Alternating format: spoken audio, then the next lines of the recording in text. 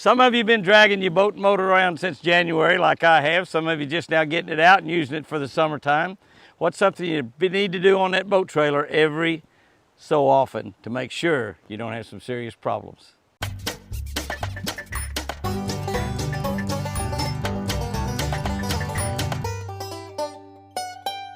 Good morning, guys and girls. June 23. Just about to use up half of the year. Seemed like just the other day we were saying, I remember writing down 2022 instead of 2021. John 8:36, the book of John, not the book of Jimmy. The book of John, John 8:36. If the Son makes you free, you shall be free indeed. Talking about the Son, S-O-N, the Son of God, not the S-U-N that God created. By the way, I'm reading from a Catch a Better Life book on our Catch of the Better Day channel on YouTube. If you are not subscribed to the Catch of the Day channel on YouTube, go over there and subscribe to that channel right now. Okay, catch and release bass fishing is a staple in today's tournament rules. When we started fishing, and even several years into our tournament career, keeping bass was the ticket. That's right, we kept them all. We put them in ice chests to begin with. We killed them all. Didn't just keep them, we killed them. Nobody released them. No releasing. Nobody released fish in those days. For many years on our television shows, we received hundreds, if not thousands of letters every year asking why we threw the fish back. Why in the world were we throwing those bass back? Catch and release definitely made bass fishing much, much better here in our country. But can I tell you? It's okay to keep a few and eat them. Yeah, be sure you keep the small ones, don't keep the big ones.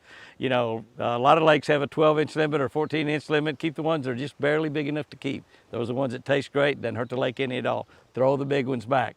On Lake Tenkiller, where I live, you can keep all the bass under 13. They've got a 13 to 16 slot, so you got to throw all of them back. That's between 13 and 16 inches. So you can keep the 11, 12, 13 inches just under 13 inches. Many of them are spotted bass or Kentucky bass, and a lot of the bass fishermen don't like those anyway, and they're good eating. They're good eating little fish. Fortunately, God practices catch and keep. Once we give our lives to Him and make Him Lord of our lives, He never lets go. He never lets go. But He does free us from past sins. He frees us from bad habits. He frees us from addictions, poor decisions, and other types of mistakes. He also frees us from some of the bad things that have been passed down to us from generations to generations.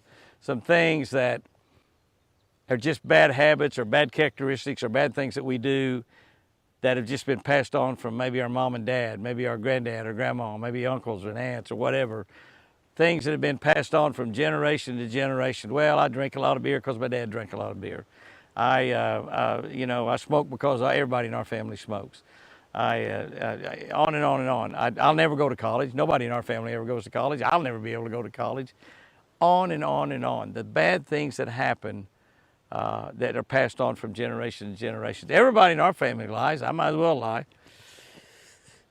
No. God frees us from those things that have been passed on from generation to generation to generation.